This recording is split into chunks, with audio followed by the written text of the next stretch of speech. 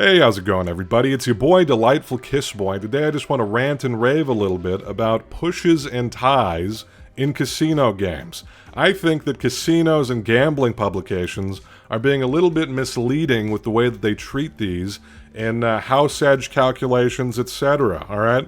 Now you may be thinking to yourself, okay, well, I know that ties aren't wins, Delightful Kiss Boy. What the hell are you talking about? Who cares? Well, let me explain myself a bit, and you might be singing a different tune by the end of this little presentation, okay? Now, if this sounds interesting to you, consider subscribing. I do all sorts of gambling analysis, math analysis of various games, and, coding, where I simulate games as well. It's all very fun and interesting, and we joke around a little bit. We have a good time. So, if that sounds interesting to you, consider subscribing, all right? But without further ado, let's get into it. So, let's say that you're at the casino and you roll up to this beautiful slot machine right here, okay?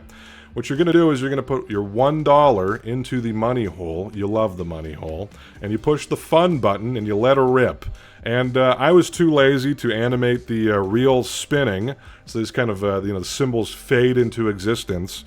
But we ended up lining up 3 whole clowns. Would you look at that? That's got to be a big win right there. What's our payout going to be from the prize bucket? And we get $1.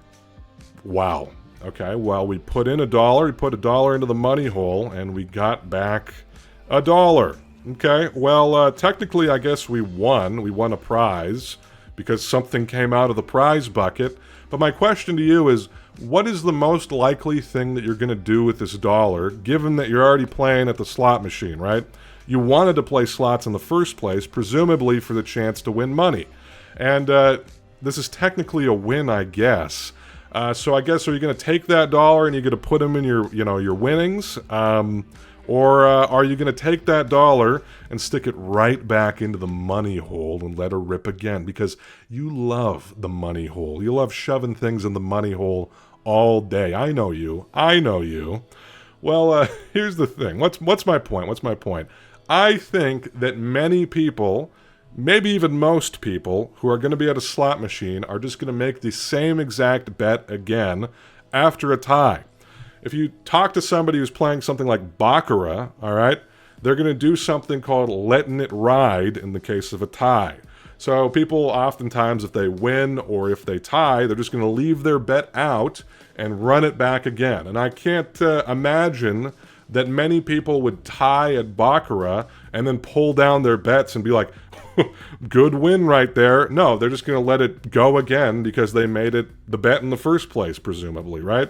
They're going to let it ride. But if you keep doing this, if you just keep making the same bet over and over again until you either win or you lose, then ties are effectively meaningless and we should just ignore them, right? Well, here's the thing. Ties are included in house edge and RTP calculations. RTP being return to player, which we're going to get into when we talk about slots, which will be coming up. I'll go into it in more detail, but it's essentially kind of the same thing as house edge, okay? What this is going to do is it's going to lower the house edge figure, and it's going to raise the RTP figure and make the bet look better than it actually is, given that you're just going to ignore a tie, right? That's what ends up happening. And to illustrate this, let me show you a non-casino example to just kind of set the stage, and then I'll get into the casino games afterwards so we know what we're talking about. And we're going to delve into the magical and wonderful world of scratchers, baby. So you go to your gas station in Colorado and you pick out one of these. Treasure Hunt in Colorado, $3 ticket. Now, this is the highest quality image available on the godforsaken Colorado Lottery website. So we're just going to have to deal with this fucking low-res image. Get your shit together, Colorado. But here we go. This is Treasure Hunt. You're going to buy it. You're going to pull out your little lucky quarter, and you're going to start scratching, baby. And it sends you on a little wild goose chase that's most likely going to end in you just losing, okay? That's what's going to happen most of the time. Well, let's see how often this ticket wins. Well, according to the website, 1 in 3.44 tickets win. Okay, that's what it says right on the website. And, it'll say it on the ticket as well if you flip it over, for the few people who are actually considering the odds with scratch tickets. But that's what it'll say, okay? 1 in 3.44 wins. Well, that doesn't seem so bad. It's between a third of the tickets winning and a quarter of the tickets winning. That seems like pretty good when the max prize, let me just squint my eyes and read these fucking pixels, when the max prize seems to be $35,000 and a potential chance to double your prize, that seems like a steal. Well, it's 1 in 3.44 chance of winning. Seems like awesome odds, right? Well, let's take a look at the RTP, the payout percent as it's put on the website, and it has a 63% payout percent, okay? Well, that's quite a bit worse than what I was anticipating, but that's pretty standard fare for cheap scratchers, okay? That means that you're going to be losing, on average, 37% of whatever money you spend on these tickets, okay? So that's pretty fucking bad, but I mean, they got to print out a bunch of tickets. I know there's overhead of having these physical tickets and distributing them, etc., etc.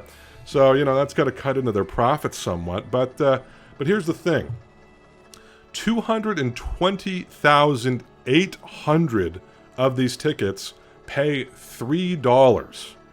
Well, what's so significant about $3? Well, that's the exact amount of money that we paid to buy the fucking ticket in the first place. So you buy a ticket for $3, you win $3. So you're back to where you started, and a whopping 220,000 tickets that they have to physically print out and send places don't do anything, essentially.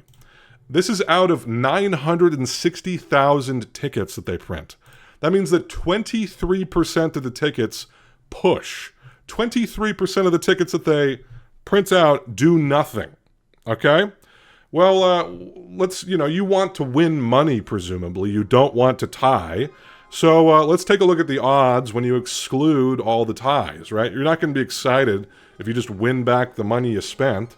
That sucks, right? So let's consider it a little bit more fairly. But, it can't be too bad. $35,000, right? Well, without ties taken into account, only 1 in 16.54 tickets win now. That's about, I think it's like 6-point-something% or some shit like that. Well, that's pretty fucking bad. That is a far cry from the 1.344 tickets that we were promised before, right? And let's take a look at the RTP with ties excluded. Well, this is a 30% payout. 30% RTP. That means you're losing. If you keep buying these tickets until you either win or you lose, on average, you're going to lose 70% of your money. What the fuck, man? 70% house edge? That is insane, right? That is quite a bit different from what's represented up here, and what was up here wasn't looking that good anyway. Holy shit. Well, why do they do this? It costs extra money to print those tickets, right? They have to physically print these tickets and send them somewhere, and they don't make any money off of these tickets, and the players don't make any money off of these tickets, so it does nothing, effectively. They make no money off of them. They don't lose any money off of them. Well, they do because they had to print them, right? So what gives? Why do they do this? Well, the fact of the matter is they do make money off of these tickets in just more indirect ways. And one of the ways is that it inflates the odds of winning. For the few people that are going to spend the time to read the ticket, once again, they're going to see that 1 in 3.44 chance and be like, that seems like a pretty good chance, not realizing that the majority of those wins, quote unquote, are just getting back the money you put into it, right? The other thing is it gets people back into the store. Now, there are going to be some people who, degenerately just kind of scratch it off in the store and then just immediately get paid out, right? There's going to be people who do that, but a lot of people are going to take a bunch of tickets home and scratch them off in the comfort of their own home, and then they have to go back to the store and get any winnings that they got, right? So it gets them back in the store to presumably buy more lotto tickets, especially if they push, right? They're like, okay, well, I tied here. Let me just buy another one of those tickets. The other thing is that there are going to be a number of people that just don't redeem the prizes, right? They win $3, big whoop. Maybe they lose the ticket. Maybe they forget about it. Inevitably, there's going to be a small percentage of people that do this.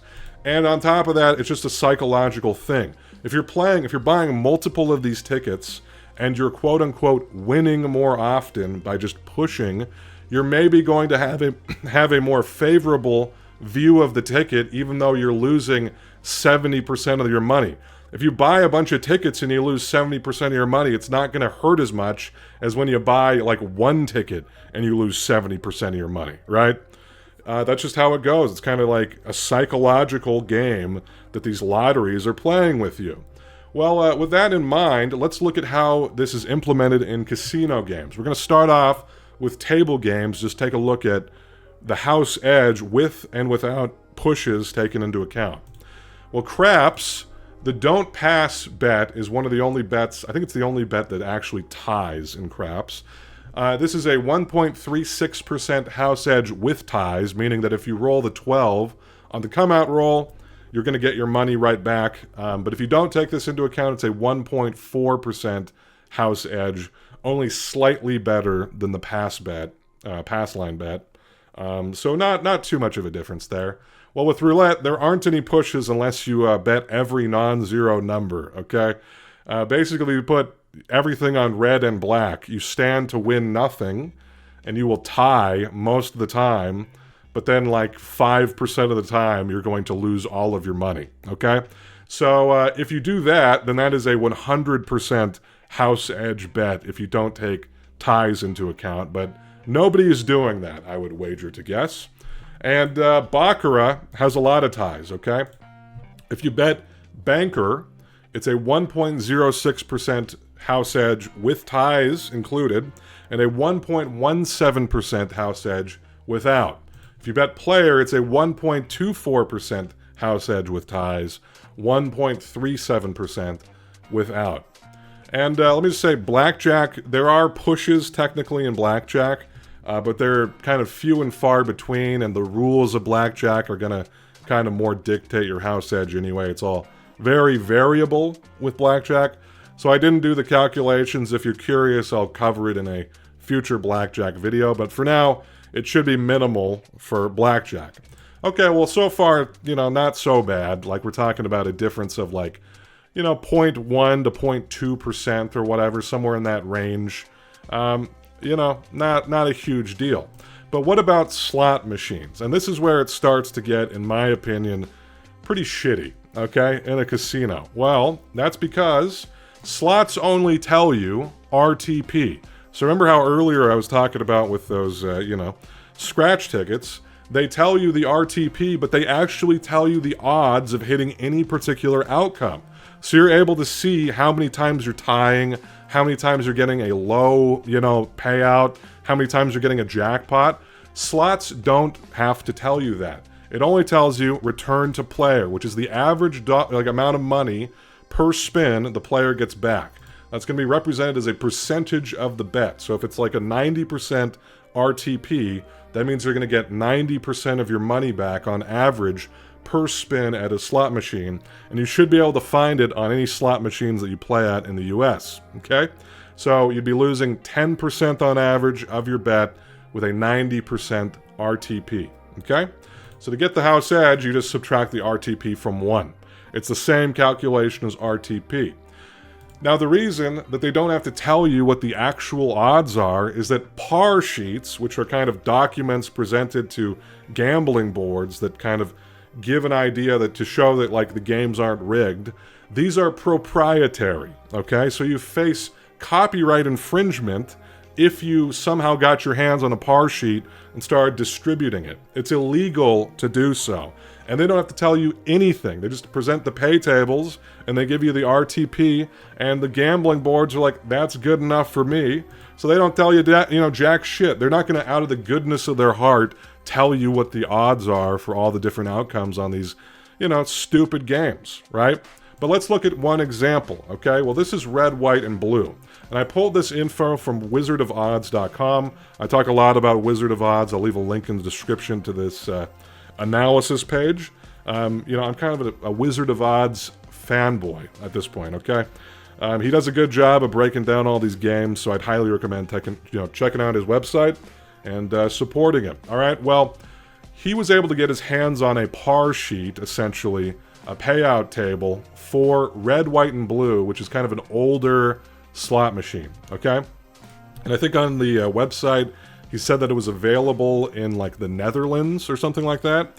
But he was able to kind of get this payout table that gives us an idea of what's going on when you're playing this game, okay? So you can see all these different outcomes here, what they pay, all the different combinations and the probabilities, and basically the expected return given the likelihood of all of these different possibilities. If you actually go through it, it's pretty interesting to look at because you're going to realize it's like, it's so far off of what you would expect the payouts and the percentage chances to be just based on the distribution of symbols. It's not like an equal chance that any of the given symbols are going to show up, right? So it's fun to go through that. Like I said, I'll leave a link down in the description if you want to take a look. But here, let's take a look at the numbers we care about. Well, this is an 86.6% RTP, essentially, okay? His headers are a little bit misaligned, but there you go. This is the return number, okay?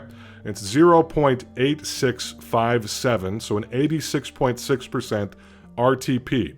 Well, how often are we pushing? Well, pushes happen when you get blank, blank, blank, meaning that you put in 1 unit, you put in $1, you get back $1, and this happens about 12.5% of the time.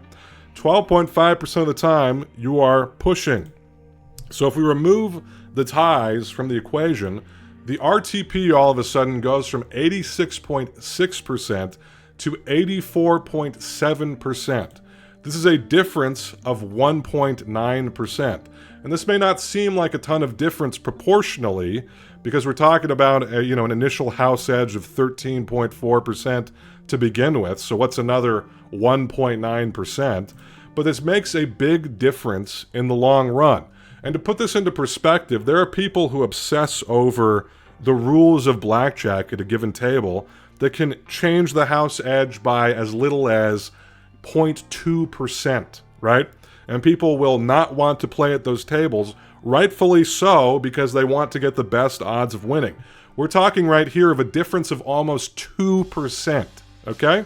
And just because the payout is shit to begin with, don't write off the difference that 2% can make on your long-term returns, just overall, okay, in a given session.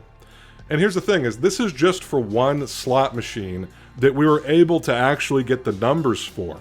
We have no idea what the numbers are for any of these other slot machines out there. They could be way worse, and essentially what's going on is you can't tell anything about how well these things pay out. Because, let me give you an example, okay? I could go to the casino with my wonderful slot machine that pays out an RTP of 99.999%, okay? And that would be the best RTP that you're ever going to see in your fucking life, okay? But what if it 99.999% of the time, it just ties, okay? And the other 0.0001% of the time, you lose. So basically, yeah, you're getting 99.999% of what you put into the machine, and it's, that sounds awesome, but you can't win, ever, right? So it would have the best RTP in the casino, but it would be the worst slot machine in the casino because it would just lose in the long term. That's all it would do. You would never win. So that's what I'm saying, is the RTP number gives us no information about what's going on, given that it includes ties, which is ridiculous. That's fucking crazy to me. Why anybody would play this game, why this is allowed, why this is legal. This is ridiculous. Once again, obviously they're not going to have a machine that never wins, but they could have a machine that ties all the time and then just kind of artificially inflates the RTP percentage, and you have no idea, right? So, in conclusion, unless you bet like a robot, it usually doesn't make sense to consider ties in house edge / RTP. What do I mean by that? Well, I mean that if you take in like $50 and you say, I'm going to put exactly $50 into this machine and I'll just take whatever I get out, then sure, talking about house edge and RTP in terms of strictly how much money you get back on average, that's going to make more sense. But most people don't do that. they leave their tied bets up, and they keep going and going and going again until they either win or they lose. So I'd say for most people, it doesn't make sense to include ties. RTP also doesn't tell you the full story at all. It basically tells you nothing, given that they can include ties in that number. Once again, you could have a high RTP that loses you often when you're not tying, right? And you have no idea. You can collect data from the machine, you can try it out, but you've already sunk so much money into it by the time you're noticing any patterns. It's just completely ridiculous. In my opinion, it should be legally required for slot machines to show a full pay table with odds. And it's ridiculous that they don't. Barring that, they should calculate RTP without including ties in the calculation, because that's going to give people a better, a more accurate idea of which machines are better. As it is, you basically have no idea. It's just a crapshoot. Would I recommend it playing at lower RTP slots? Well, no, but I'm just going to say don't play slots in general, right? If you're gonna, I guess, go for the higher RTP ones, but that doesn't prove anything to you. It could just tie a lot, and you have no clue. You have no idea what the odds are. It's completely ridiculous. It's fucked up, okay? I'm going to say it. Fuck slots, and fuck casinos, and fuck the people who lobbied for this to be allowed, right? This is crazy to me, okay? So, I just wanted to rant a little bit. It pisses me off. I got a little riled up. It happens. But I hope you found this interesting. Let me know what you think, and have a good one. All right, bye-bye.